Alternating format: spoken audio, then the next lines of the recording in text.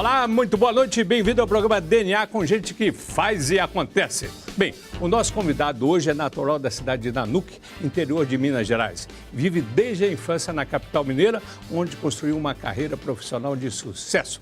Mestre em administração e especialista em gestão educacional, empresarial, gestão de pessoas e psicanálise. Nosso convidado de hoje é vice-presidente do Fundo para Crianças, ONG, que beneficia mais de 100 mil pessoas carentes no Brasil.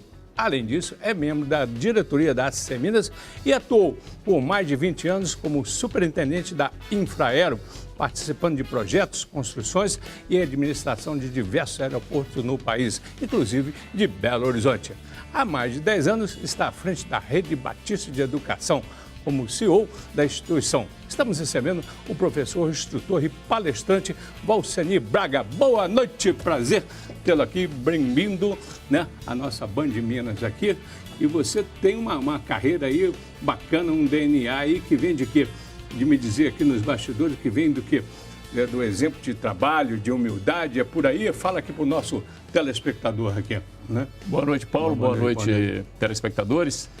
Realmente eu trago a DNA da minha família, não podia ser diferente, né? Da minha mãe, do meu pai, né? Pessoa simples, que me ensinou integridade, o valor do trabalho e o valor de se também valorizar as demais pessoas, né? E aprender com aqueles que estão à frente e aqueles que têm mais experiência. Então, trago essa bagagem. Ele é o José Maria e ela? Santa Braga.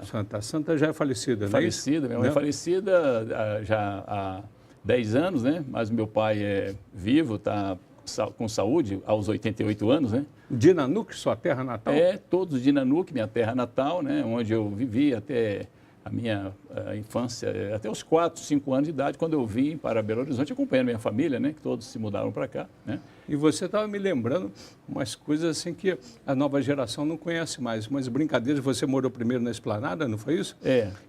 Vamos lembrar que tem muita geração nova não conhece. Quais eram os brinquedos de rua na Esplanada?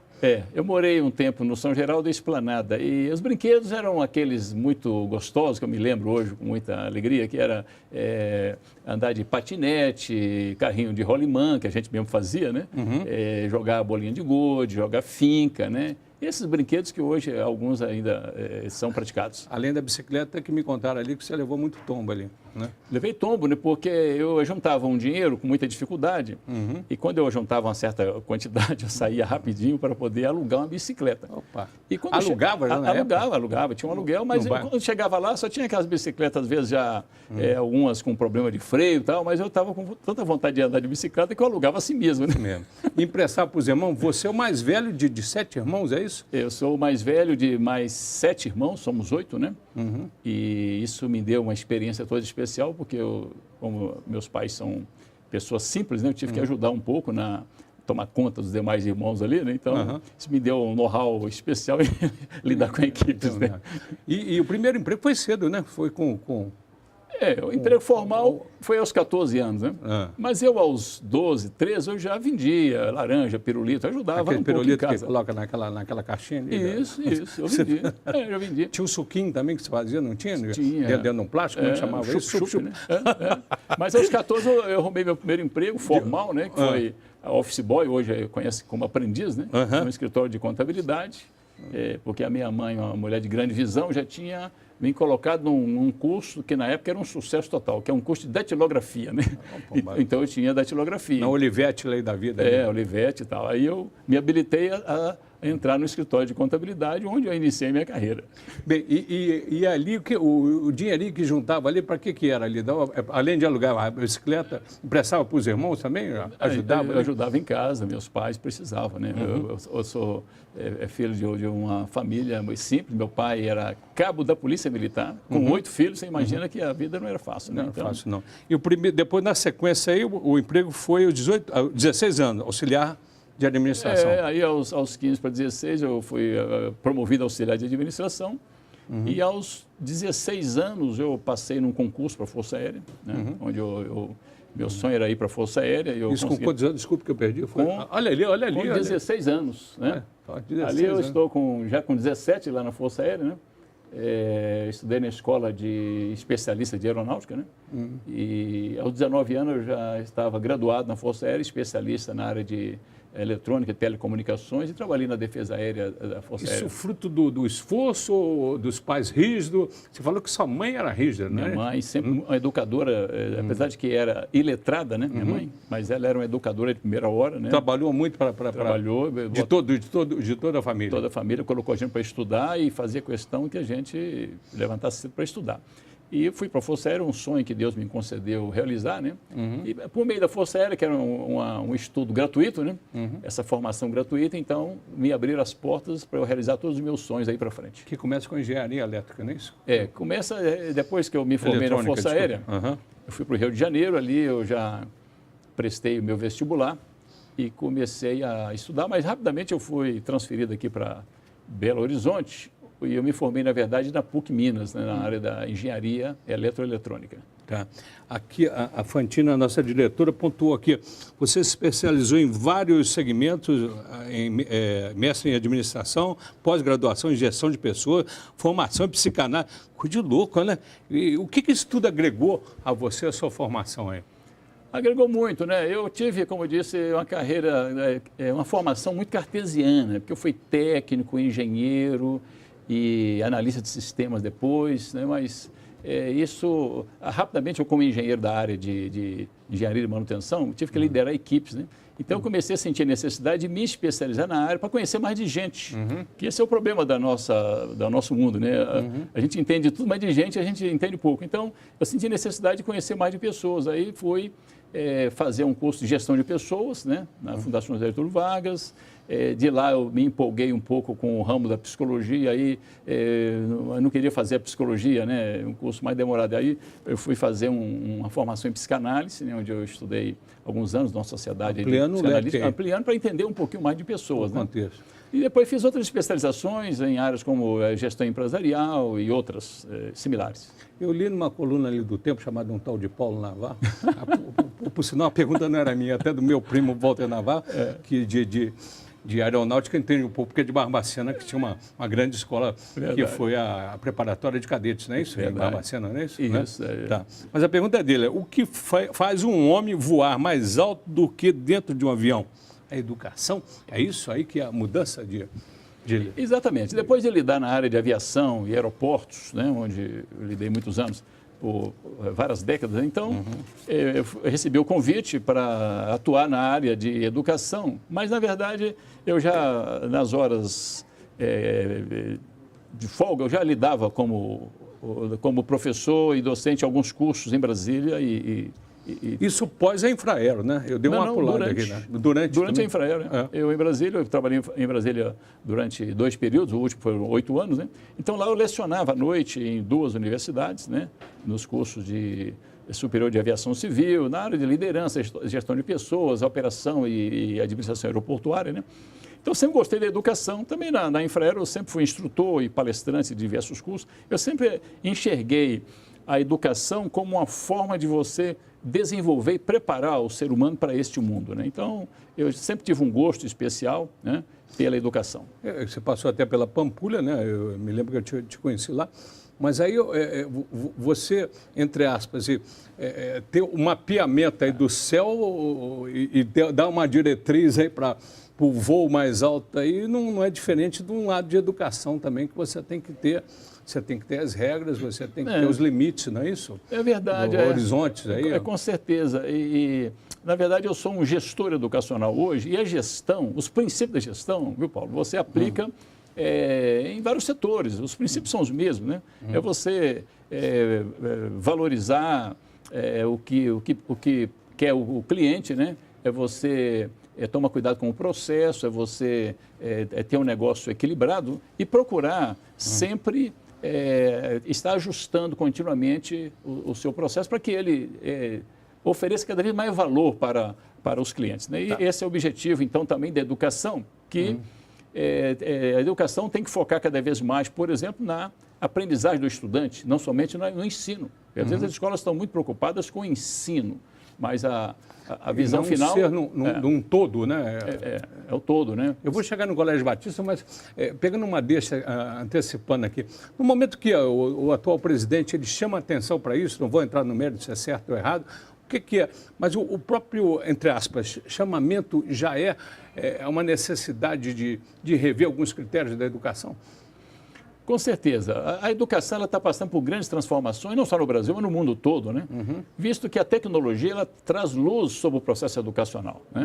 O ser humano sempre ficou refém do que o professor sempre sabia para passar para ele e também da escola. Né? E hoje a tecnologia vem e ela disponibiliza muito mais informações, dados e conhecimentos fora da sala de aula. Então, o estudante ele já chega hoje na sala de aula com muita informação e muito preparo. Então, isso levou a escola e o processo educacional a se reposicionar.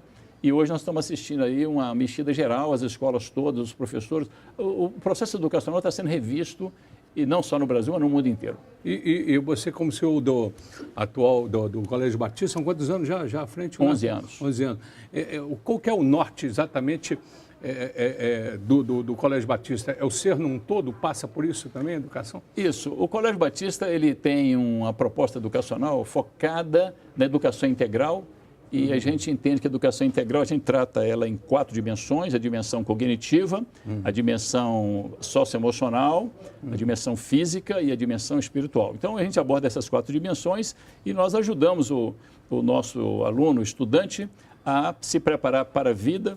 E nós entendemos que nenhuma dessas dimensões pode ser colocada de lado, porque ao longo da sua vida, o ser humano vai se defrontar com muitos desafios na sua caminhada, e ele, para enfrentar esses desafios, ele tem que estar preparado nessas 4 áreas. Tem que ter saúde física, ele tem que ter uma capacidade de aprendizagem, de desaprender, de aprender, tem que estar preparado falando a segunda língua, ele tem que estar alfabetizado na tecnologia e outras competências, né? E ele precisa também ter um preparo emocional, socioemocional. Não somente ter as emoções no lugar, mas saber se relacionar com o outro, né? Bacana. Porque o ser humano, ele vai ser feliz no momento em que ele se relaciona e se preocupa com o outro, não somente consigo mesmo, né? E por último vai a dimensão espiritual, e aí nós ajudamos também os nossos estudantes a entrar na questão religiosa. Tá, antes de mudar a pauta, são quantos alunos hoje, o contexto do Batista? Hoje nós temos aproximadamente 9.000 matriculados na nossa rede de escola, temos 9 colégios, né, e outras unidades de apoio. Docentes, quantos? Entre docentes, a gente tem aproximadamente uns 750 docentes, né, e mais uns 450 pessoas que estão nas áreas de apoio e de administração. Tá. Aí, estendendo, além do colégio, você tem um trabalho voluntário aí também. Podia falar um pouquinho, pontuar exatamente esse trabalho? É verdade. Eu sempre gostei do voluntariado, então, além da minha atividade profissional principal, né, de onde vem o meu ganha-pão, né, também eu sempre gostei do voluntariado. Então, eu estou sempre envolvido com causas que apoia a comunidade. Crianças. Por exemplo, crianças, né? Onde eu sou hoje voluntário no Child Fund Brasil, Fundo para Crianças. Né? Então, através de um sistema de apadrinhamento, nós ajudamos a transformar a realidade de milhares de crianças em situação de privação, exclusão e vulnerabilidade no nosso Brasil, né? E apoiamos as suas famílias e a comunidade. E essas realidades elas têm sido mudadas graças ao apoio de muitos padrinhos, né? Que dão a sua contribuição mensal também. Não é à toa que você tem muitos títulos aí, muitas medalhas. Como é que é? Digo de muito orgulho aí, como é que é essa? Temos recebido algumas homenagens, né? Mas a gente considera isso uma bondade das pessoas conosco, né? Na verdade, eu faço aquilo, viu, Paulo, que um pouco do que eu devo fazer, né? Eu me empenho para dar o melhor de mim, né? Gosto do resultado, eu gosto de ver as pessoas se desenvolvendo, né? E a sociedade se tornando melhor e o mundo sendo um lugar melhor para se viver, né? Então, eu preciso dar a minha contribuição, porque eu entendo que nós não viemos desse mundo apenas para ter um bom emprego, um bom diploma e ficar feliz. A gente precisa agir também, servir ao outro. E essa é uma coisa importante. Por isso que eu procuro ser voluntário em algumas instituições, não somente no Child Fund, mas também sou voluntário na Associação Comercial de Minas. Tem isso também, esse trabalho. Eu sou diretor lá da casa também, então eu ajudo com a minha experiência alguns projetos, né? E outros também. Eu também presido a Associação Nacional de Escolas Batistas, né? E isso me leva a trocar muitas informações com outros diretores de escolas do Brasil, né? E isso abre portas, né? Eu aprendo e também dou a minha contribuição. Bacana. É importante. Essa bagagem todinha, o que falta alcançar agora?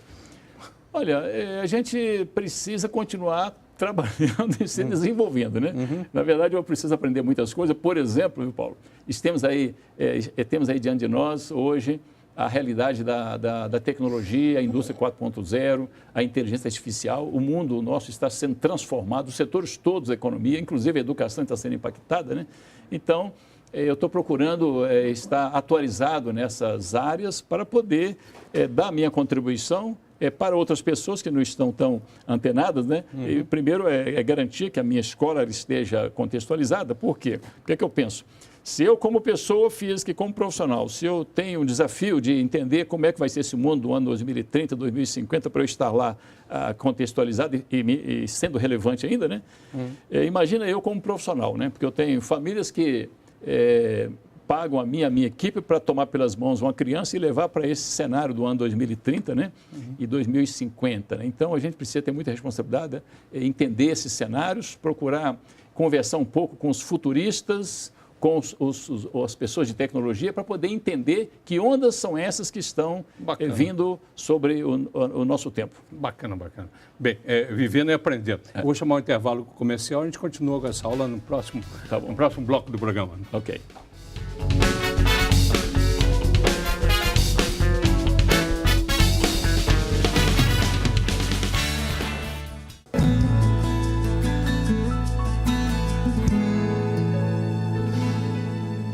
Bem, de volta ao programa DNA com gente que faz e acontece. Hoje quem acontece aqui é o Valsenir Braga, ele que é CEO da Rede Batista de Ensino. Parabéns aí, a gente conhece de perto esse trabalho aqui. Bem, vamos falar um pouquinho, primeiro bloco a gente dissertou sobre o lado profissional dele, à frente também de voos aí através da Infraero, né, além independente da educação no Colégio Batista. Mas vamos agora para o lado mais família e vamos falar atrás de um grande homem, uma mulher à altura. Quem que é ela, né? Eu sou casado com a Beatriz Braga, né, que é psicóloga.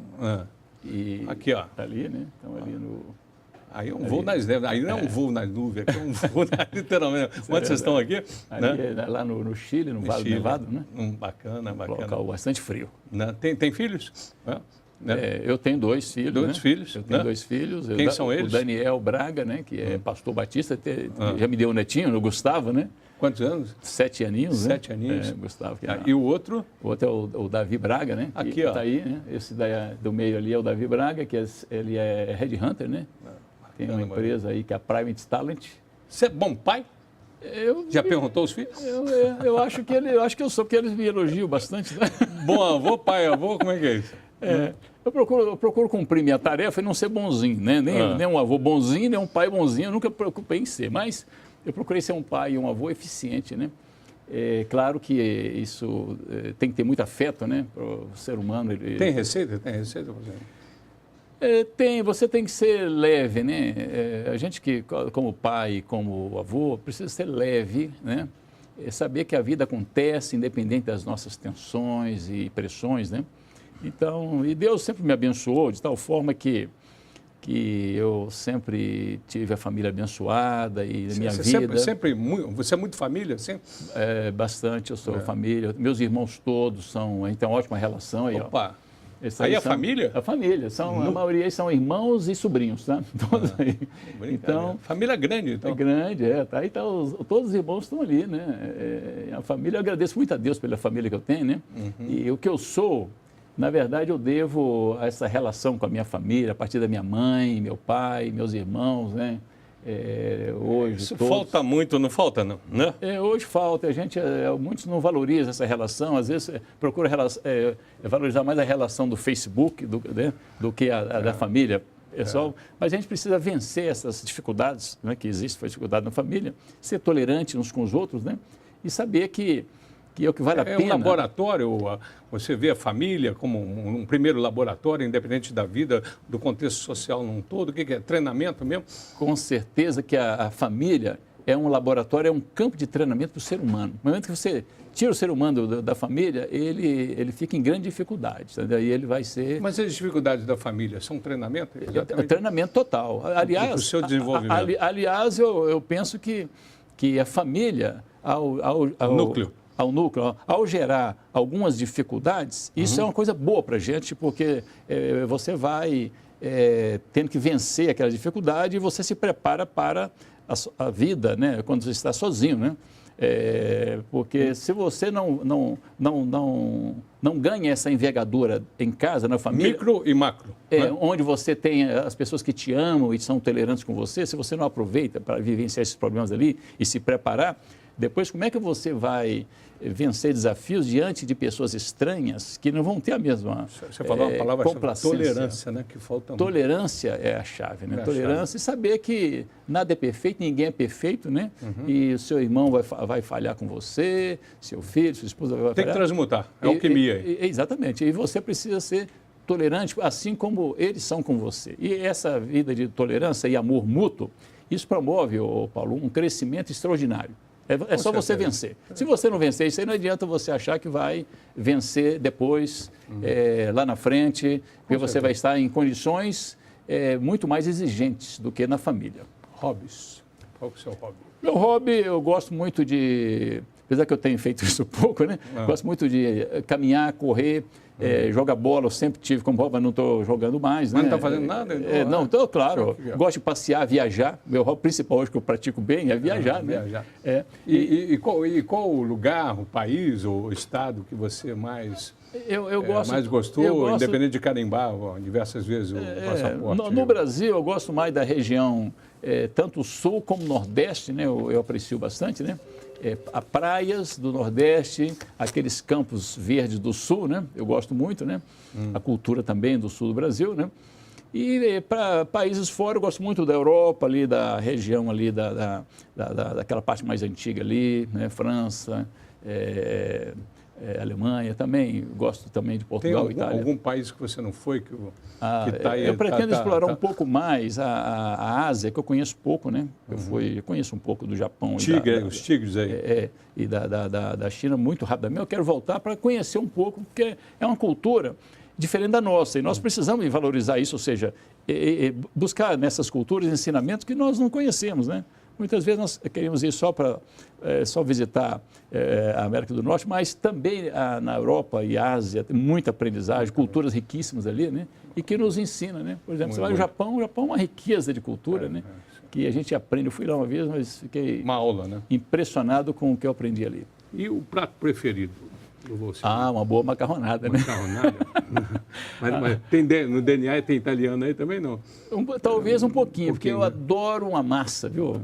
Adoro uma massa. Mas toma com um vinhozinho, então? Eu evito a bebida alcoólica, mas em casa, se precisar, eu... Tá. Né? Qualidades do Valceni? Eu diria resiliência. Eu tenho grande resiliência. E uma visão boa de futuro, tá? Uma visão sistêmica também, tá? E tem uma qualidade de querer aprender mais, né? Principalmente com aqueles que estão mais à frente. Minha mãe me ensinou muito a aprender com as pessoas mais velhas ou que estão em posições de liderança, se aprender com quem está do lado, né? Claro. Então, eu sou uma pessoa que apanhei muito pouco na vida, sabe por quê? Eu aprendi com os outros, né? Como é que você lida com as críticas, não só nesse quesito, mas num todo? Eu lido bem com as críticas, né? Apesar de que, pelo fato de a gente ocupar sempre posições de liderança, às vezes você tem poucas críticas, né? Porque não foi liderança política. É claro que o político ele recebe muita crítica, né? Nunca tive cargo político, mas quando eu recebo feedbacks, mesmo negativos, eu escuto, né? Às vezes dói um pouquinho, mas eu aprendi a buscar a verdade naqueles que têm alguma coisa diferente do que eu gostaria de ouvir. E qual a característica que você mais admira no outro? No outro é a simplicidade e capacidade de doação do outro. Né? Há pessoas que eu admiro muito, a pessoa que ela consegue esquecer dela mesma e se entregar um pouco em relação ao outro para atender a outra necessidade. E ao contrário, que menos você admira? Que eu menos admiro. Que eu menos admiro é a arrogância, né? Eu acho que não é legal essa arrogância, né? E a pessoa que despreza os mais simples, né? Eu acho que tem a ver com arrogância também. Sim, também. O que você não perdoaria de ninguém assim? Pelo menos acha, né, que não perdoaria. Eu não sei se eu poderia dizer que eu não perdoaria, porque Jesus ensinou a gente a perdoar todos, né? 70 vezes 7, né? Mas eu acho difícil você lidar com a falsidade, a mentira. Você está diante de uma pessoa e você pensa que é aquilo, mas ela está apenas representando e não é nada daquilo, ela está mentindo para você. Isso é ruim. Medo. Medo. Eu não tenho lidado muito com medo. Eu sou muito corajoso e eu não sei de que eu tenho medo. Né? Nem de avião, nem de pilotar. Faltou essa pergunta lá no início. Você já pilotou? Eu não pilotei. Mas não tem medo de avião também, não? Não tenho medo. Não tenho medo de voar, não. Mas eu posso dizer, eu tenho medo de partir dessa vida sem ter cumprido o meu propósito para o qual Deus me criou. Opa, bacana. Aí eu tenho receio disso. Tipo assim, chegou o último minuto de vida e eu olho para trás e falo, ficou sem fazer isso e aquilo. E eu falhei demais e tal, porque não vai dar mais tempo. Bem, e falando em tempo, nosso tempo acabando, você falou em vida, morte, jazigo. Já pensou em morrer? O que você colocaria, pediria para colocar no seu jazigo? Te peguei. Pegou não, porque eu sei que eu gostaria de escrever, né? Quer dizer... aqui jaz um homem, né, que sempre acreditou na vida, né, e procurou vivê-la de acordo com o propósito de Deus. Dali, garoto. Prazer. Okay? Obrigado pela lição de vida aqui. E para o nosso telespectador também, obrigado pela audiência aí. Vale, garoto. É isso. Aí, mandou...